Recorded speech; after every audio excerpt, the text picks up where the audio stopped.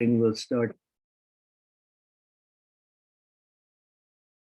This is session D4 dialogue session. My name is Werner Schuetze, and the topic of the session is teaching OD in a collaborative way.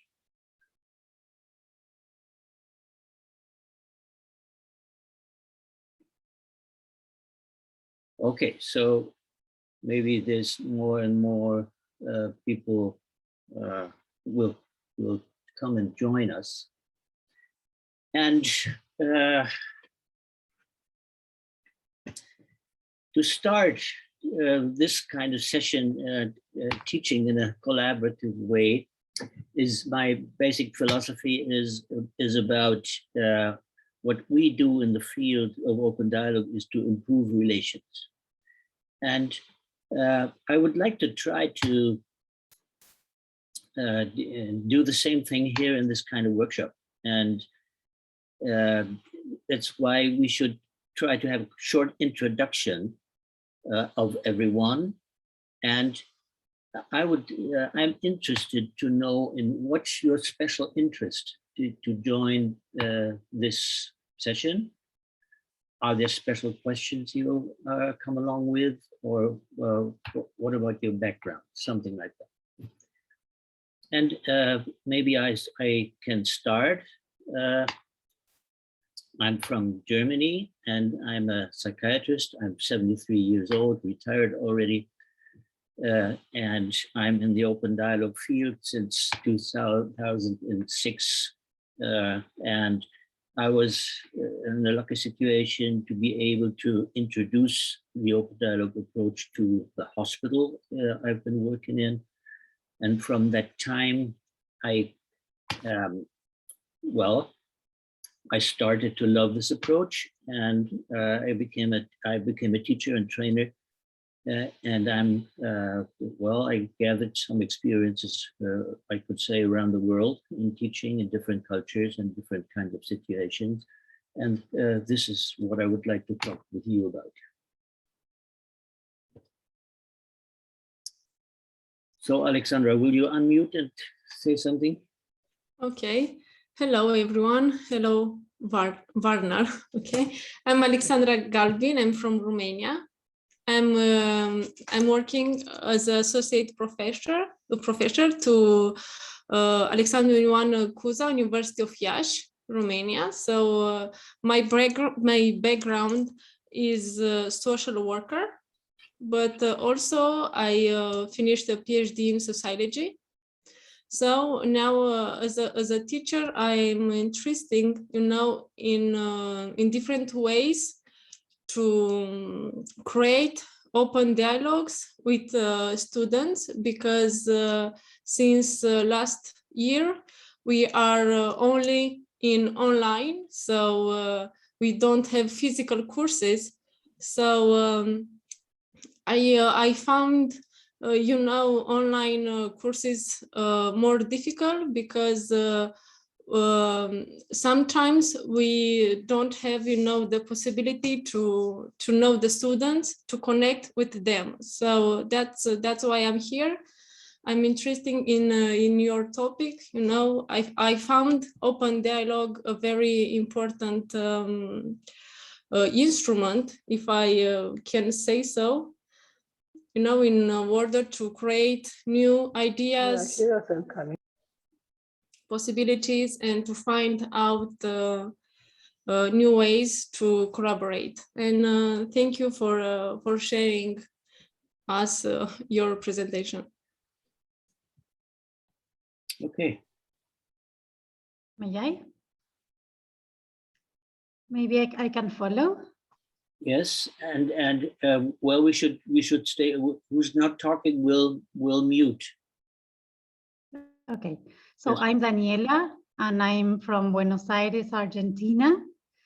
And why I'm here today is because I'm very interested in education, especially in open dialogue, because I'm a psychotherapist and I'm doing my practices in open dialogue and finishing my open dialogue trainers program. And I am also working as a faculty in a team in the program we are developing in Uruguay and Argentina. So I'm very curious about others' experiences, and that's why I'm here today. So thanks for the invitation. Okay.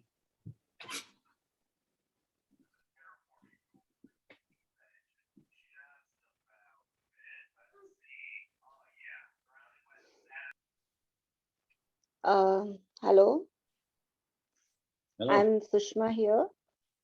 I'm Sushma Goel from India. And basically this term, open dialogue, really attracted me because this is the main thing, how we can know how the other person is feeling. And especially when we are dealing with young children, if we are able to read their mind, we can go about our content very well. And during this Corona period, especially when we were connected only through online, like WhatsApp or Zoom or whatever. So in that respect, we really need to know exactly how the children were feeling at that time and what all they are facing, so that they develop a trust in us, in the teachers, then only they can open up. And only through open dialogue, we will be able to know what state of mind they're having and act accordingly, so that the content is also delivered. Plus, we are able to help them to cope up with whatever situation they are facing. So, being teachers, we are psychologists also, you can say, and we are using the therapies and small therapies indirectly, which of course, being a psychiatrist or something, you have really learned and you have really, you can say, done a lot of research work in it. But we are dealing with young minds, and for that, it is very important that the young children should develop a trust, and they can develop that only by if we are worried about their well-being and we keep talking about it to them, and they respond to us. So it has to be in a dialogue manner. So that is why I feel it is very important for we teachers when we are dealing with the students. Mhm. So I'm a teacher in Delhi schools, in Delhi government, a Directorate of Education, and we are teaching in schools, and we're teaching till grade 12. But basically, we focus more till 10th grade. So those are very young children, and that is the time when we are molding them into becoming good citizens of the country also. So building relation needs a dialogue form. Then only we will be able to cater to their needs. Thank you. Okay.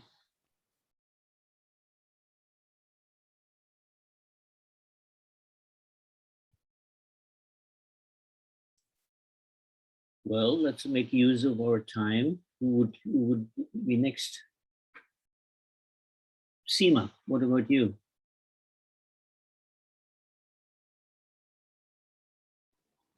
Hello, I'm Seema, teaching in Delhi government schools. And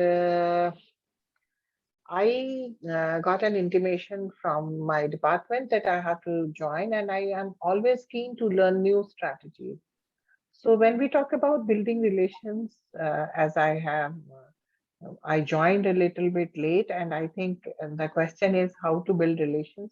When I talk about building relations, I think listening is very important. We should listen to the students and understand them, and building a connection. There should be a connect. And when we connect with them, then only we are able to build the relationships. Thank you. Okay.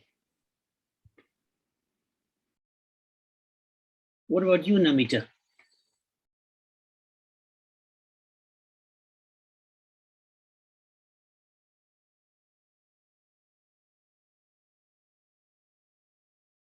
Maybe she's not there.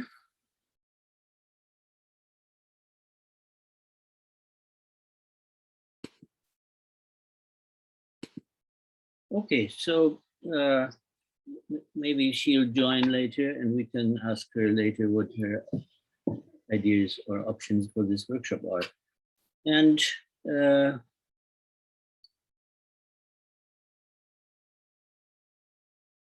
so, Sushma.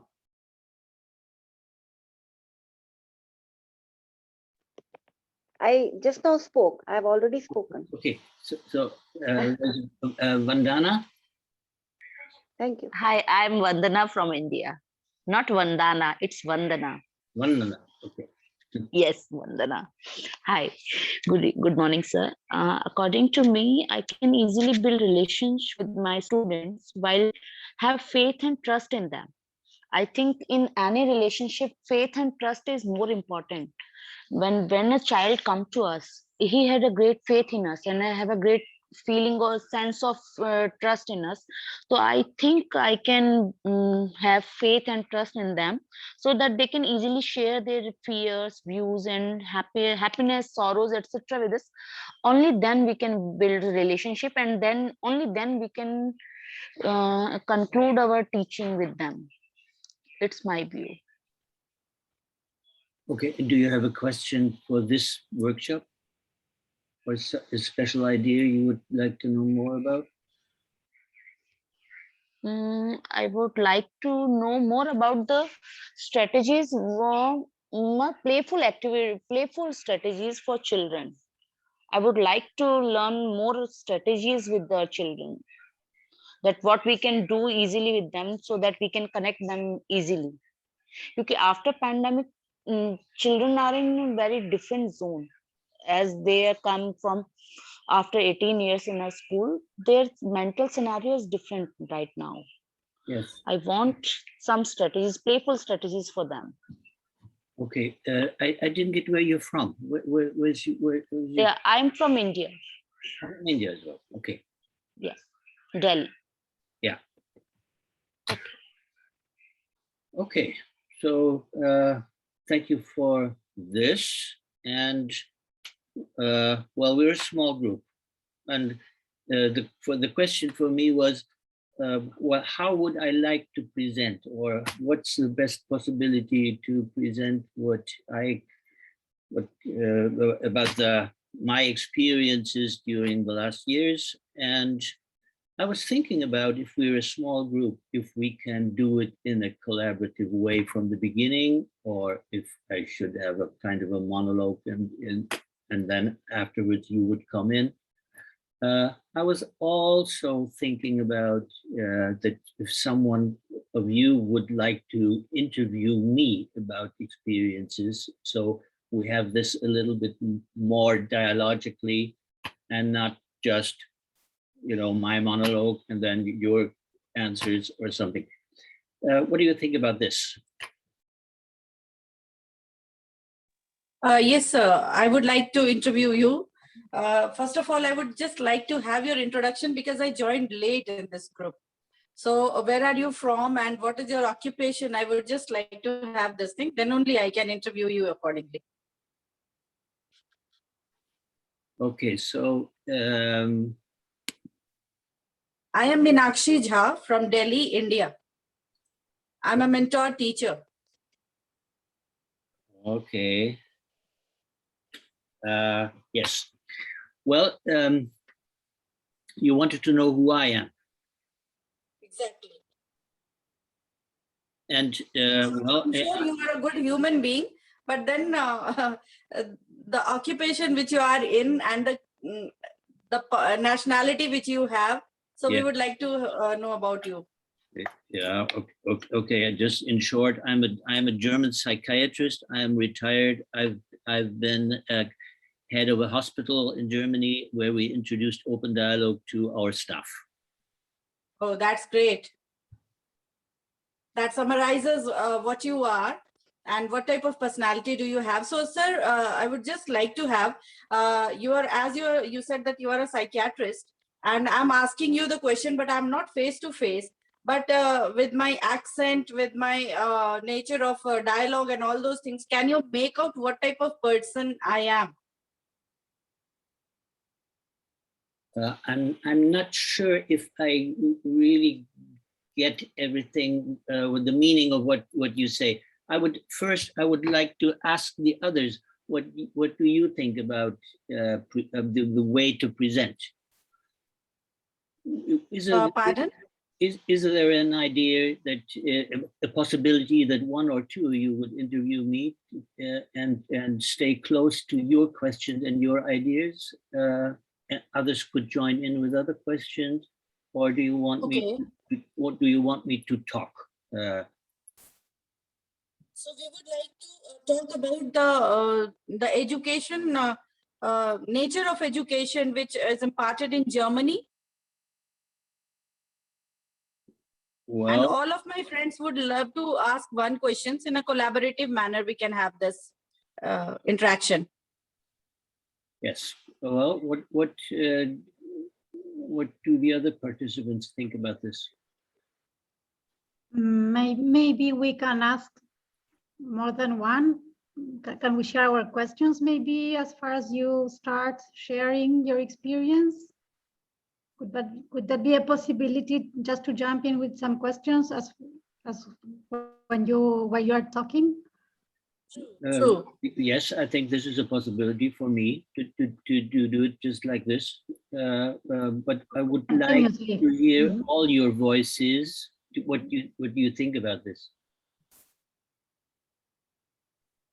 So since you are basically a psychiatrist and you understand the value of dialogue, open dialogue, then only you are able to read the other person's mind and understand what is the state of mind of the other person.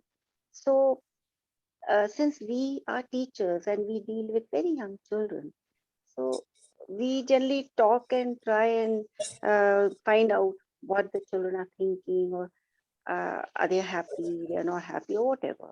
Are they ready to take the content which we are going to deliver to them? And what should be the good methods? That also depends on how the children are feeling at that time, what is the state of the mind. So since open dialogues are very important, we would like to know more about it. Like in your being a psychiatrist, how open dialogues really really can affect our teaching, so that we can mold ourselves when we are dealing with young minds, so that we are able to put through the content in a better manner. Okay. So how we can really hold these open dialogues so that we are able to help our children to reach a higher stature, to make them have more achievement, like better achievement. All right. What do the others think? Alexandra or Vandana, Seema? I think it's a great exercise, to put questions and trying to have here an open space, for relating. I wonder if, being open with the students, what about the vulnerability of the teacher? Because sometimes you can be open,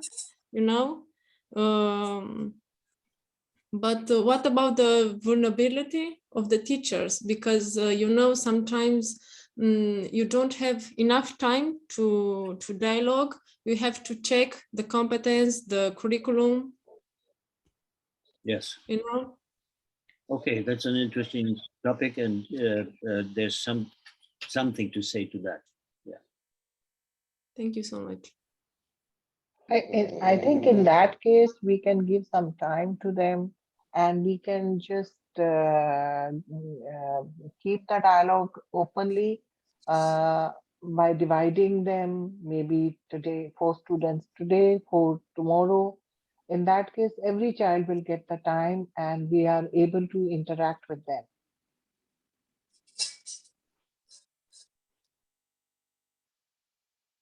Okay, Vandana, what about you?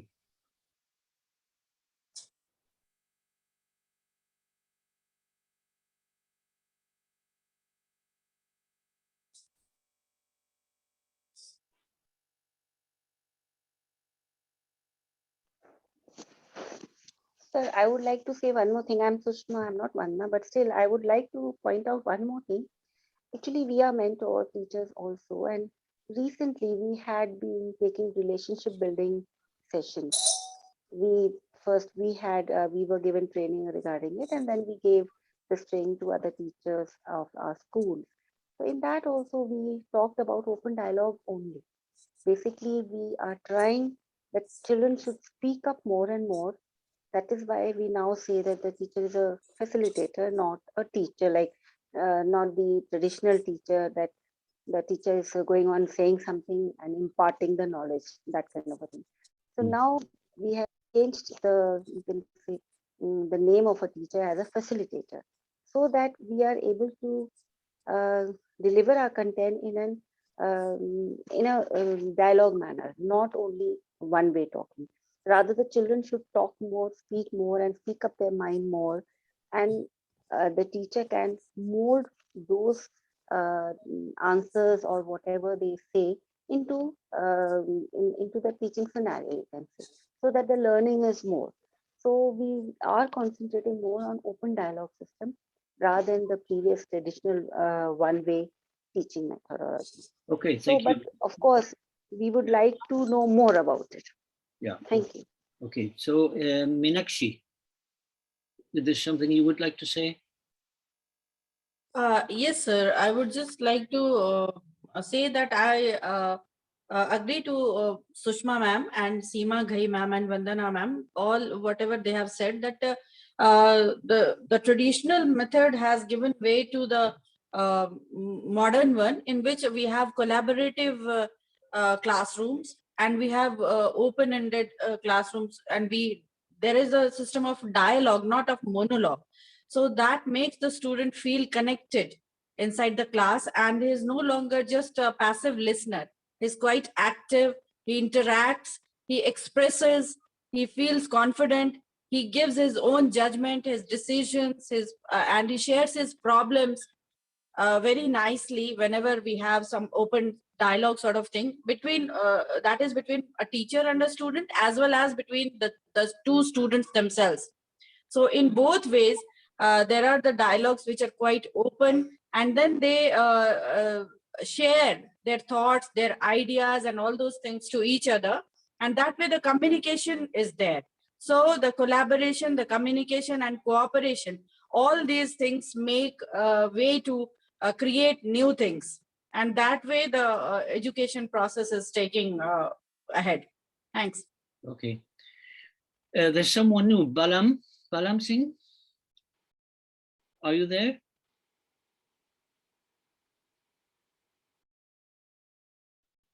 No. Okay, maybe you'll join later. Well, this kind of introduction is this way to start something together has become one of the important ways to start a teaching process or to start a workshop. And I'm talking mostly about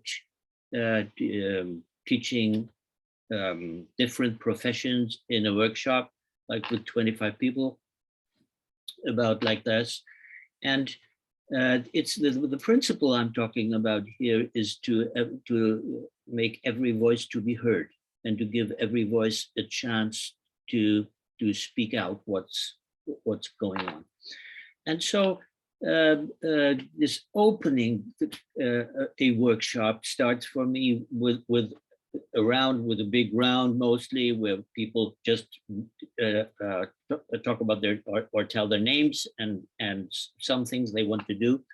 And after that, I give them a chance to sit together in groups with 3 and talk about why are they here?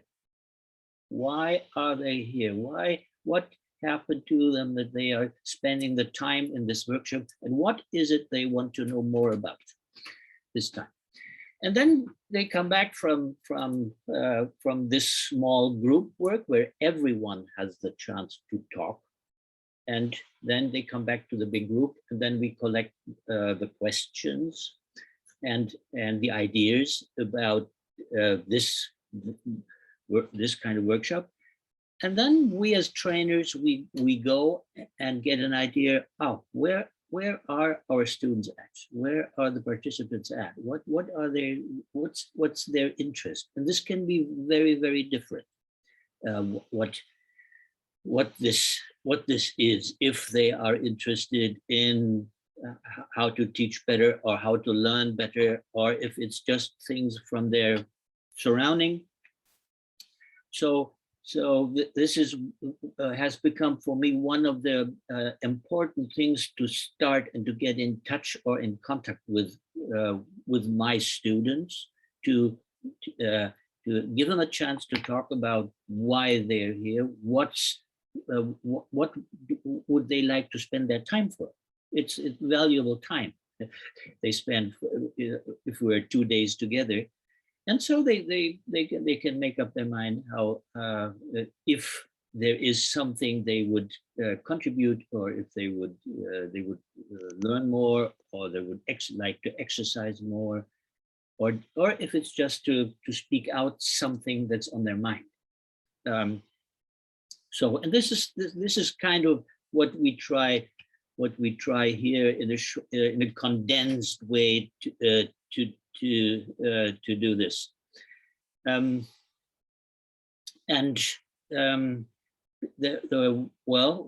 Whatever we do for me is to try to improve all the relations of the people in the room. And this is not just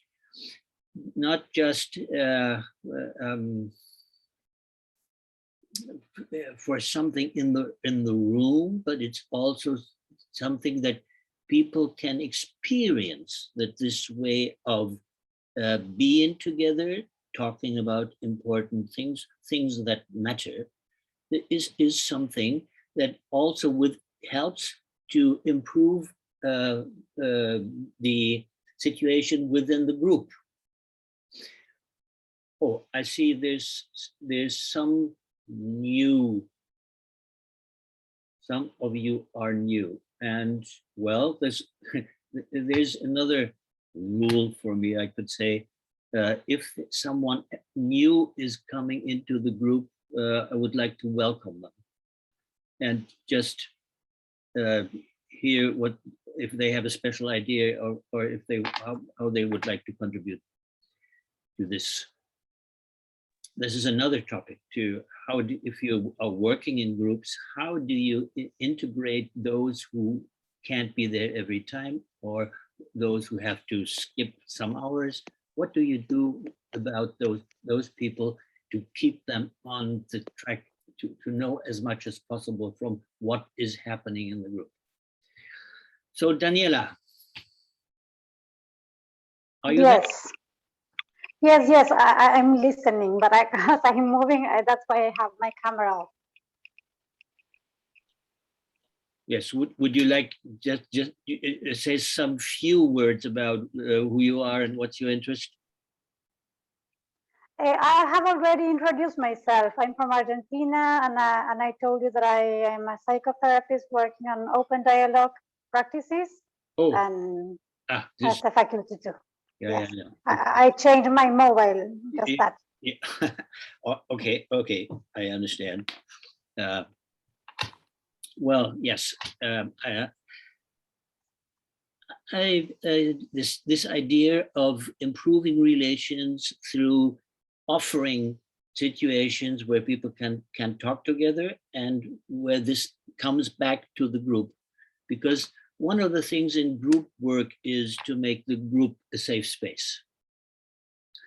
And another core topic in open dialogue is that it's not just a technique you can learn. It's not something you can add to your knowledge.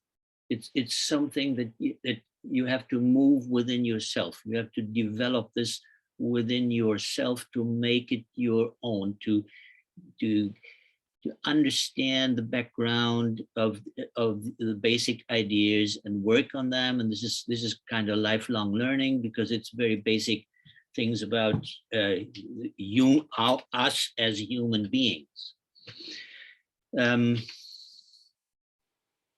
Yes, so this idea of that every group, or a school class, or wherever you are with students, to think of how to make this space a safe one, so people can then be safe. They can learn more to trust each other. They feel part of they feel part of being a part of the community that's in the room, because this is basic to all of us, because we all need to be able to trust, to feel safe, or to be part of the community. This is basic human need. And this is, I think this is everywhere. It's in the classroom, it's in workshops, it's in families, it's wherever groups are. There's this basic idea, I think, is important to think of or to have in mind.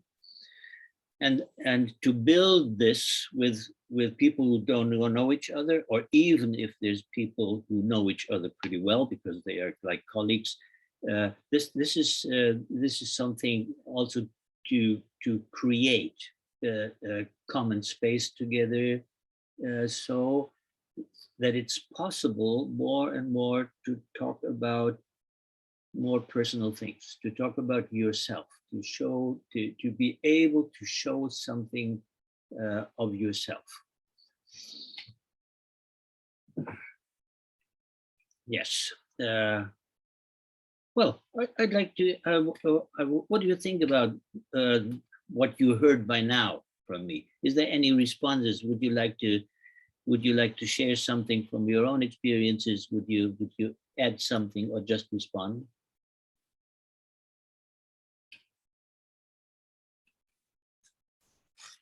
Well, thank you so much, Vardhan, for your ideas.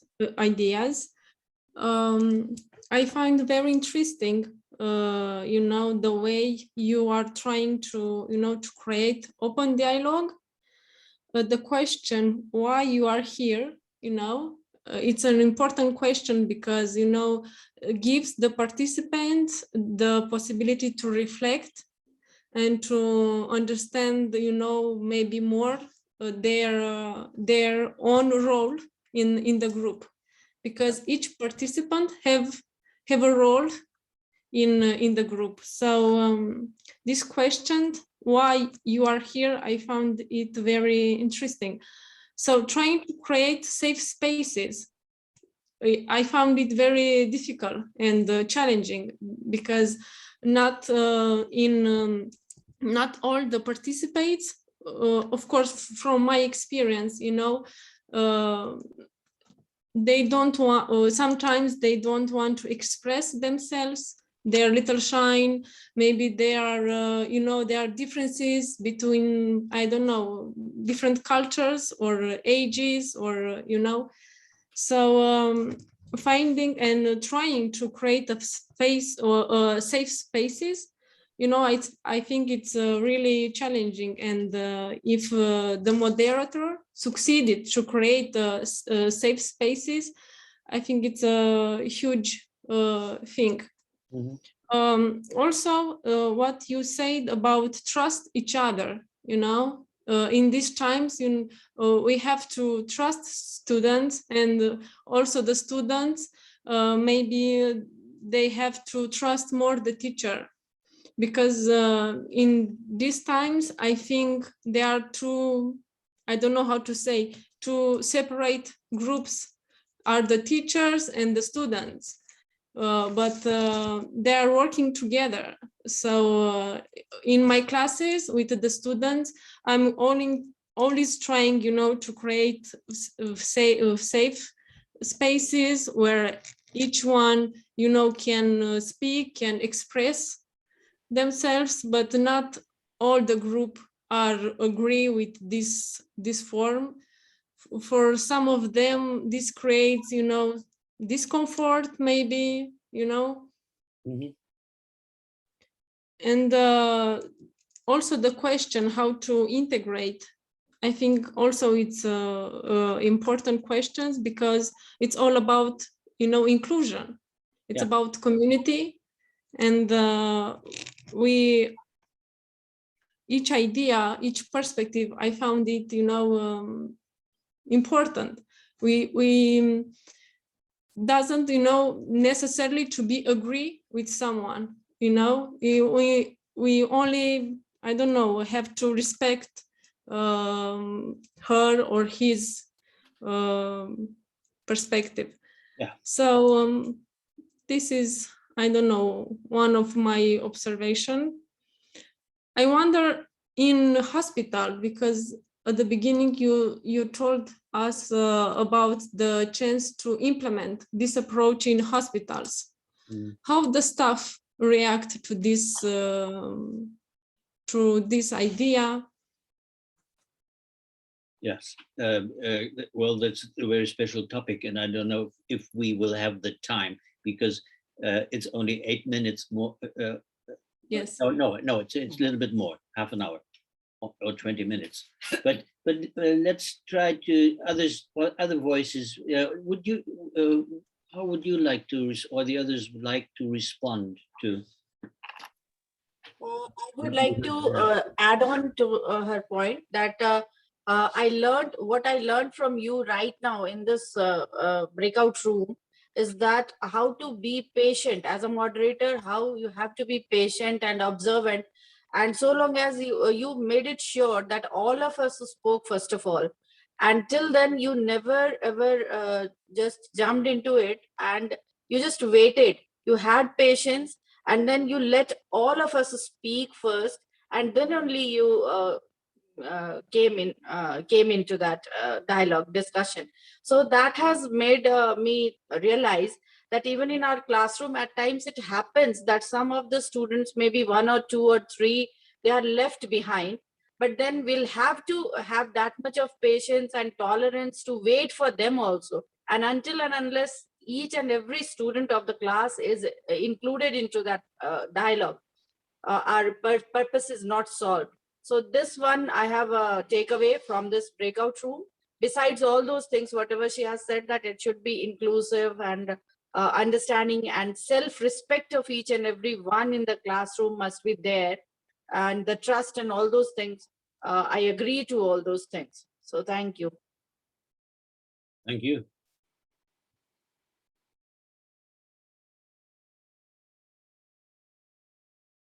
Some more responses?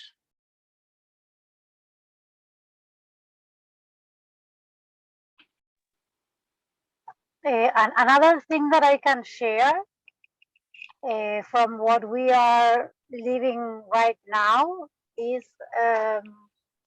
the time we need to move on.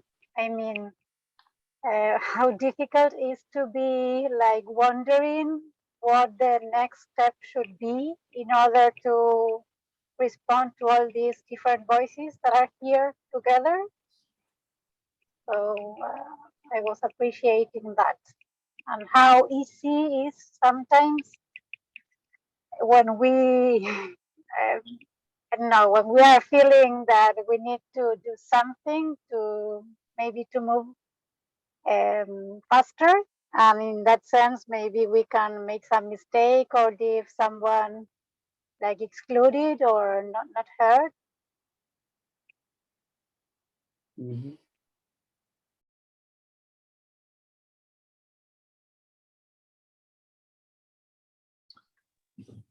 Even some more things to say? I would like to point out one thing. I liked your approach of asking each and every participant to speak up, so that this is basically indirectly you have taught us this is how the dialogue part is taken care of, and this will be really helpful in our classes also, that we can ask each and every child to speak up first rather than we speaking. So that is how what I pointed out in the beginning also, that now our role is being changed into facilitator, not as a teacher. So the same thing, the way you have taken the session is really appreciable. Thank you so much, sir. Thank you.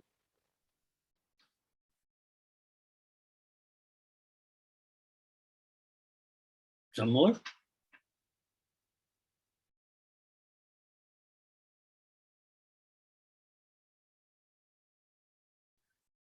Okay, maybe I can add some words, some thoughts about the vulnerability of the teacher. And well, or teacher or trainer or whatever. And this is also something I had to develop myself from the role of the head of a department, you know, where the hierarchy is very important, and then step into the role of a trainer where still hierarchy is important, but it's much less important. There's so many other things you have to think about, and my way to go on was more and more to think of how could I be part of the group, still be a facilitator, but still find a way to be transparent enough to that the people in the group know what I think, or they get to know me more about me, who I am, what kind of person I am. And this has become kind of important to somehow be able to swim in the group, to be in the group, and have in mind that yes, it's your responsibility how this whole thing will work, but it's still to be with the group, to join in certain exercises, to show yourself, well, I'm repeating myself when I say it's so important to be transparent for those in the group, that they know what you think about things, that they know what's your way to respond, what's your way, what you're taking care of, and what's important for yourself. This has become a big part of living the open dialogue, and not just teaching it, but living it and being with the group in a way so to be at times to be a part, well, and at other times, you know, you're in charge and you facilitate and moderate, and that's also important. But more and more, it's become for me so important to be who I am. This came also to the point that I stopped to use any posters or any PowerPoint things, and it's just about talking. It's just I try to talk about what I think it's important to the topic, and to show this. I stopped to have the idea that it must be complete what I talk about. No, it doesn't have to be complete. It's never complete anyway. So just to talk about what's on your mind, what's moving yourself when you think about a certain topic. And I think this is in teaching or in training, or this is one of the important things when people can feel that it's you. And well, others would call it authenticity.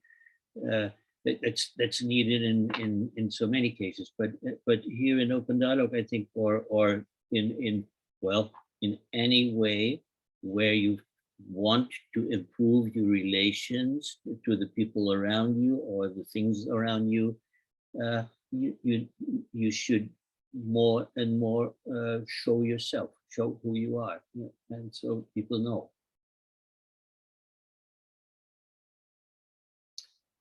Yes, that's in another. I see an hour is not much to talk about these things, but well, I would like to hear again what you think about these kind of thoughts I had, and maybe before you start to talk about what's on your mind, we could also welcome Divya. You should. Hi, I'm sorry I joined this breakout room a little later than I believe the rest of us. I'm a high school teacher from India, and I was since I came in late, I think I missed a few things that you might have said. I really think that talking and opening a dialogue can be very effective, and I did like the methods that you mentioned. However, I was very interested in this one thing that you said, Werner. You said that you had stopped using any kind of visual aids, PowerPoint presentations or posters or things like that. So how my question, I have a question to you, and that is, how do you compensate for the lack of the visual by using dialogue successfully? Mm-hmm. Another big question. Because I don't think I could do that. So I would, I just want to learn from the best, I guess. Yes, maybe we can collect the responses from the others, what you heard, and maybe there will be some answers for you as well. Yeah, that would be great too. So for me, I find myself relying on talk as well as a lot of photographs, pictures that I have clicked myself, or photographs that I encourage learners to share in my classes that, have come from their own picture books. So, more than, picture books itself, I try to use photographs a lot to teach language, literature. I think that works for me. So the fact that you, have been successfully able to completely do away with the visual bit of it and still keep the dialogue open and, successful, I think that's very interesting for me, and I would like to learn how to do that. More responses. I would like to add something, and this would be that there are many languages, and when we are in dialogue, that to me, that means that we are moving with all our senses. So we can include, of course, videos or poetry or whatever. I was thinking about a presentation yesterday, and someone who was sharing his experience with autism was showing some photograph where he felt that he could present how he was feeling previously and right now. So I see, well, that's a language. So how to be mobile, how can we move in every way, like in our talking and in including everything that the other needs to, that it's part of us and the others. So I would like to add that. And in education, especially because we are always dealing with this tension about what is the agenda and what are we doing and time and those things. So those are my thoughts. Okay. Well, that's become a really long question now. There's another new guest. Gaurav? No. Okay, some more responses about well, the role of the teacher or the vulnerability.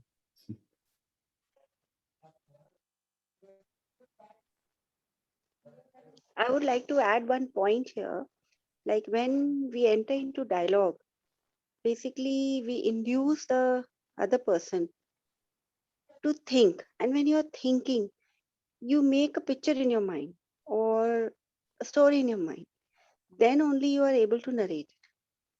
Then only you are able to give your thoughts.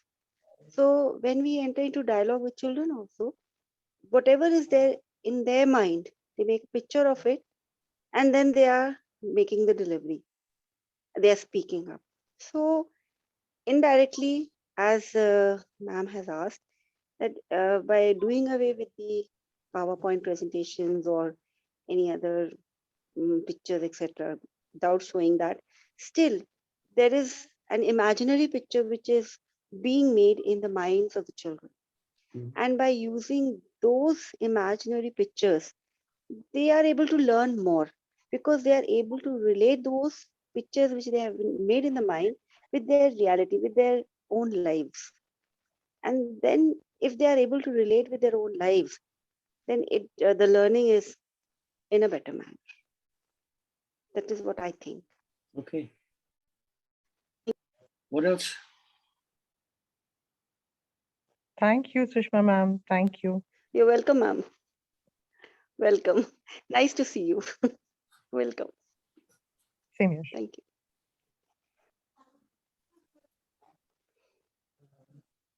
Actually, sir, we are in connection with each other, especially in India, since we all are mentor teachers. And we are in connection with each other, and we keep talking about these things with each other whenever we meet.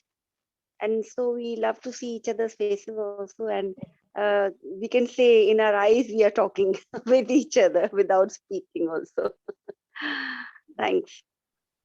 Well, maybe in response to Daniela, this is an important thing, and I'm just talking about my way in my kind of situations I am in, and it's so important to understand for everybody that we're all different, and we have all different ways to connect to people, Yes. and to show ourselves or to show something of ourselves.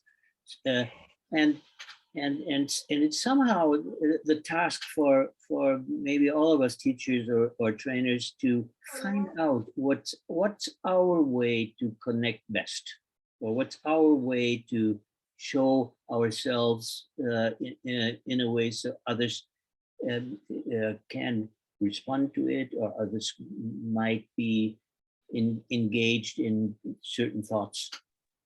And this is very universal because of when I remember my time in school, well, we learned a lot of stuff, and it always has been important. Who's the teacher? There's some things we just did for the teacher because we loved him and we respected him. And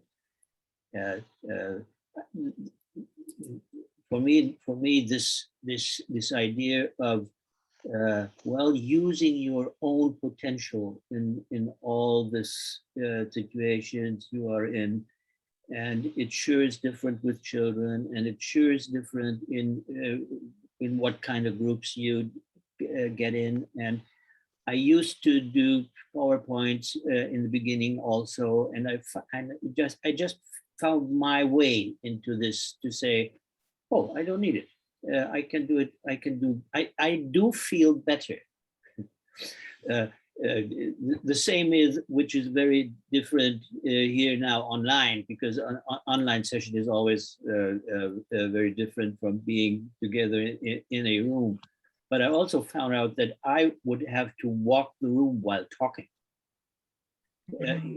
Which is also kind of special, and not everybody likes this, but I do, and for me it's the right way to find out how people look like. Are they? How do they respond? What's on their faces? Just to see all these things much better. So this is a call. It's very subjective. You're saying that. A call for finding your own way, how to present yourself in different situations, also in teaching, and be less and less afraid to just be yourself. I think it's fascinating to be able to use the least possible resources. So I really like that idea, and I do aspire to be able to do that someday, I do go for like the simplest techniques and the simplest methods of teaching. So I do, and I come from a third world country. So, I cannot expect to, have too many resources anyway. But photographs are, yes, something that I use. So, when I heard you say that you don't use any visual methods, it was, I think, fascinating. I probably will get there one day. Divya, I would just like to add on to your point that prior to this COVID or something like PowerPoint presentation and online, offline, asynchronous and synchronous meetings and all, I also prefer going to the class by my own and using the least audiovisual aids. And I use my gestures, postures, voice modulations, and I just try to trigger the imageries of the students, like be it visual imagery, sound imagery, and all those things. Say for example, if I have to describe some hilly area or Goa or Kurg or any such thing for that matter, I just try to create with the sounds and with the audio, means like my words. I try to create the picture so that the students can visualize. They can just activate their senses and they can visualize the things, the area, the locality, so that they go to that place and then they start imagining by themselves. And then I get the perspective from their side, the true perspective from their side, what is behind their mind, how their thoughts are working. Correct. And not the perspective of the writer or my own perspective, the teacher's perspective, but the individual opinions and thoughts and perspectives of the students is that what comes through such things, I suppose. Okay, just Lovely. be aware the breakout room will close in 1 minute. Well, I would like to add to what they have just shared, is that I guess if at all the connection is good, like we have been talking about the relational ones, no? So if at all the students are comfortable with you and we are allowing them, we are not judgmental towards them, then okay, I guess that would work. Like even if we are not using anything in class and our connection is good, then whatever we present, they will try to even understand, empathize with us. Like it's a mutual kind of cooperation, and isn't it? it's even more, I try to teach them not to take notes, but to listen. Right, true. true. They can have handouts afterwards if they have that time to read. But during those sessions, please listen. I've done that on occasions, because what we can achieve with eye contact and discourse, an open discourse, we cannot with handwritten notes. Yes. Well, we will be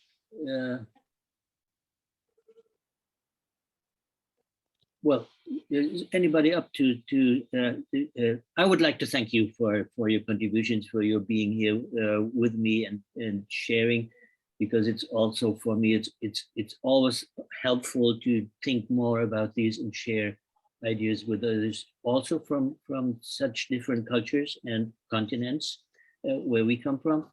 So thank you very much. And thank you, Mr. Schuetze. It was really lovely to listen Thank to you, you. sir. Thanks to you for this open dialogue. Thank you. Thank you. Okay, I will stop the recording. Appreciation for how unbelievable